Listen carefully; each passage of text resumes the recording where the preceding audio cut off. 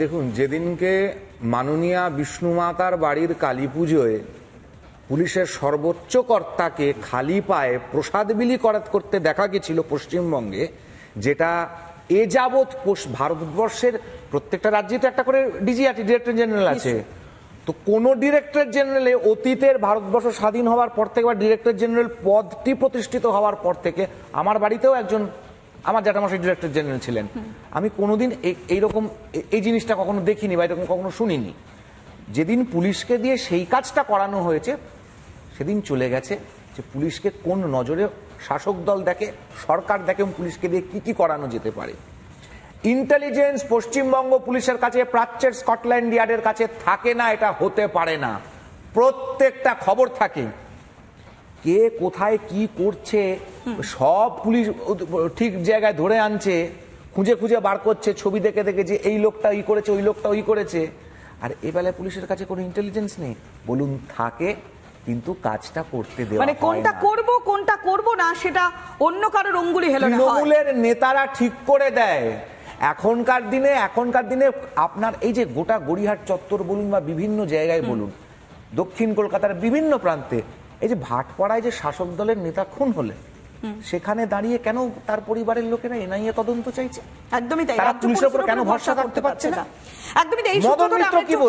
আমরা একটু নীলাদ্রি বাবুর কাছে যাই। নীলাদ্রি বাবু, আপনি দীর্ঘদিন ধরে আইনজীবী, অর্থাৎ দীর্ঘদিন ধরে এই বিষয়গুলো দেখছেন, গুলি চালানোর ঘটনা ঘটছে, তবে একেবারে খাস কলকাতায় 4 দিনের মধ্যে 3 বার, আর সেখানে পুলিশ প্রশাসনের দিকে অভিযোগের আঙুলটা বারবার উঠছে।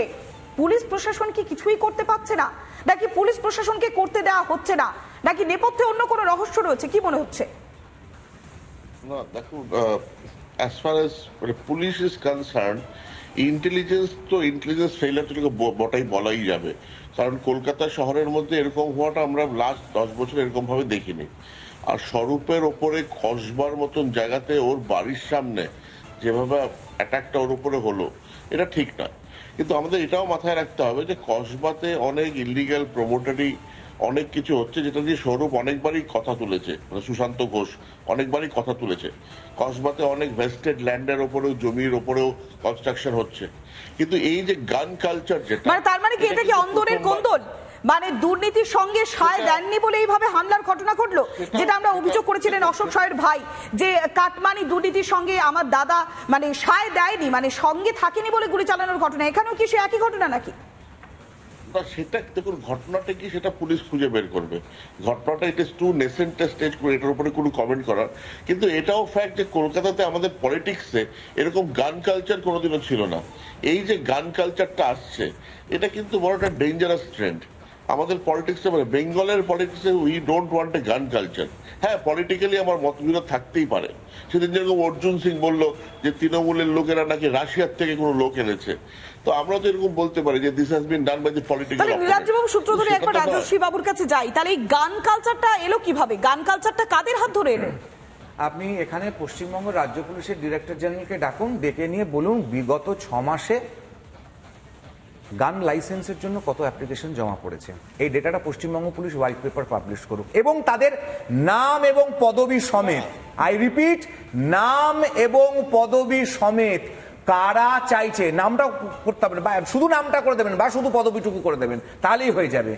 কোন সম্প্রদায়, কোন গোষ্ঠী, কারা সব থেকে বেশি অফিসিয়ালি লাইসেন্সের জন্য অ্যাপ্লাই করছে, এর পরে তাহলে পরে ভবিষ্যৎটাকে, এবং কারা কেন করতে চাইছে। এই যে কসবার প্রসঙ্গ উঠে আসছে, কসবা যে একটা ডেন একটা সময় ছিল, আজকে দাঁড়িয়ে কসবাকে জলা জমি বুঝিয়ে যে প্রমোটিং রাজটা, জাভেদ খানের ছেলের ওপরে দিনের পর দিন এটার আঙুল উঠেছে। আপনি পার্ক সার্কাস থেকে সায়েন্স সিটির দিকে যাবেন, বাঁ হাতে ওই সায়েন্স আইটিসি হোটেলের আগ দিয়ে একটা জলা জমি ছিল, সেটাকে হঠাৎ করে একটা পাঁচিল উঠে গেল। এবার পাঁচিলের ওপার থেকে লোকে এসে ময়লা ফেলতে লাগছে, এবং ডাম্পার গাড়ি গিয়ে সেখানে ময়লা ফেলে দিয়ে যাচ্ছে। মানে সুন্দরভাবে বোঝানোর ব্যবস্থা করে এবার ওখানে দুমাদ্দুম হাই রাইজ উঠে যাবে। এতগুলো হাই রাইজ উঠেছে সায়েন্স সিটির চত্বরে, যে সায়েন্স সিটির পুরো জায়গাটাই ধাপার মারছিল। ওটার বেস কি হবে না হবে এগুলো কারা ঠিক করেছে? কাদের অঙ্গুলি হেলনে এই ধরনের বাড়িগুলো উঠেছে? গোটা মার্টিন পাড়া জায়গাটা ফাঁকা ছিল, গোটা সিস্টেমটা করাপ্টেড হয়ে যাচ্ছে। এবং বিগত 4 দিনে পরপর 3 বার গুলি চালানোর ঘটনা ঘটেছে, 1-বার নয়। পরপর 3 বার গুলি চালানোর ঘটনা। অর্থাৎ প্রথমে আমরা কোথায় দেখেছিলাম, বেলঘড়িয়াতে, আবার তারপরে আমরা দেখলাম ভাটপাড়াতে, আর এবার কসবাতে। প্রথম শুরুটা হয়েছিল 10ই নভেম্বর। একবার আমরা একটু গ্রাফিক্যালি দেখানোর চেষ্টা করছি যে ঠিক কিভাবে হয়েছিল। 10ই নভেম্বর রবিবার ছিল, বেলঘড়িয়াতে একেবারে শূন্যে গুলি চালিয়েছিল 2 জন ছিনতাইবাজ 10ই নভেম্বর। আর তারপরে 11ই নভেম্বর বসিরহাটে যুবককে গুলি করে খুন করার ঘটনা ঘটেছিল। অর্থাৎ শুট আউটের একেবারে লম্বা তালিকা, গুলি চালানোর লম্বা তালিকা। আবার অন্যদিকে বনগাঁতেও ব্যবসায়ীকে লক্ষ্য করে গুলি চালানো হয়েছিল। কোথায় না, 11ই নভেম্বর সোমবারই বনগাঁতে ব্যবসায়ীকে লক্ষ্য করে গুলি চালানো হয়েছিল এবং ব্যবসায়ীকে আশঙ্কাজনক অবস্থা আমরা দেখেছিলাম, কলকাতাতেও রেফার করা হয়েছিল। তারপরের দিন মঙ্গলবার 12ই নভেম্বর রিশরাতে ব্যবসায়ীর মাথায় গুলি করা হয়েছিল। অর্থাৎ একদিন পরেই। আর তারপরের দিন 13ই নভেম্বর বুধবার ছিল, সেদিন উপনির্বাচন ছিল। তৃণমূল নেতা অশোক সাউকে লক্ষ্য করে গুলি করা হয়েছিল এবং তারপরেই তার মৃত্যু হয়েছিল। 13ই নভেম্বর উপনির্বাচন ছিল নৈহাটিতে, তার একেবারে নাকের ডোগায় একেবারে থানার সামনেই ভাটপাড়ায় খুন হয়ে গেল তৃণমূল নেতা অশোক সাউ।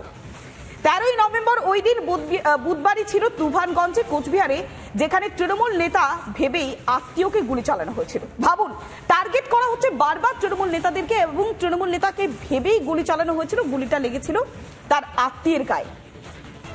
আবার 14ই নভেম্বর বৃহস্পতিবার কোচবিহারের বক্সিরহাটে, যেখানে তৃণমূল নেতাকে লক্ষ্য করে গুলি চালানোর ঘটনা ঘটেছিল। অর্থাৎ পরপর তালিকাটা একেবারে শেষ হওয়ার নয়। শহর কলকাতার পাশাপাশি আমরা দেখতে পাচ্ছি জেলায় জেলায় একই ঘটনার পুনরাবৃত্তি। আর গত রাতে 15ই নভেম্বর শুক্রবার কসবাতে তৃণমূল কাউন্সিলর সুশান্ত ঘোষকে লক্ষ্য করে গুলি চালানোর ঘটনা।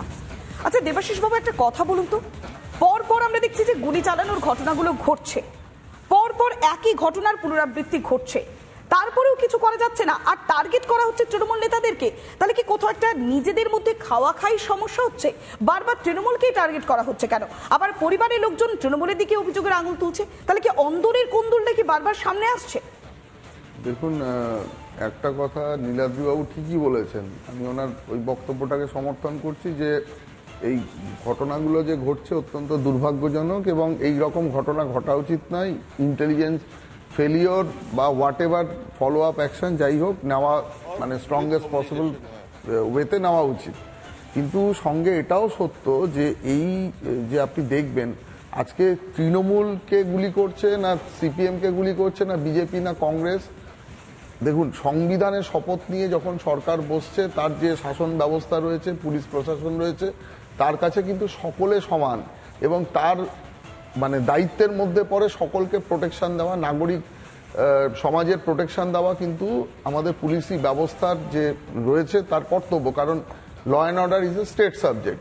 তো সেই জায়গায় দাঁড়িয়ে যদি মানে ভিতরকার যে যত রকম যে ইনফরমেশন এবং যা যা ওয়ার্কআউট হচ্ছে সেই ঘটনাগুলো যদি আমি বারবার বলার চেষ্টা করছি, এই যে গোষ্ঠীদ্বন্দ্ব বা প্রমোটারি হোয়াট এভার, এই যে ছোট একটা চারা গাছ পোতা হয়েছিল মহিরুহের মতো যখন জায়গায় পৌঁছচ্ছে, এই যে মানুষের লোভ, এই নিজেদের মধ্যে বকরা বা অন্যান্য ঝামেলা যাই হোক না কেন, আজকে এমন জায়গায় চলে এসছে কিন্তু সেটা পুরোপুরি কন্ট্রোলের বাইরে চলে যাচ্ছে প্রত্যেকটা জায়গায়। দেখুন, যে প্রত্যেকটা যে বিভিন্ন রকম লোকজন রয়েছে তারা বিভিন্ন কারণে, শাসক দল হোক যাই হোক না কেন, তারা বিভিন্ন আশ্রয় ঢোকার চেষ্টা করে বা ঢুকে পড়ে।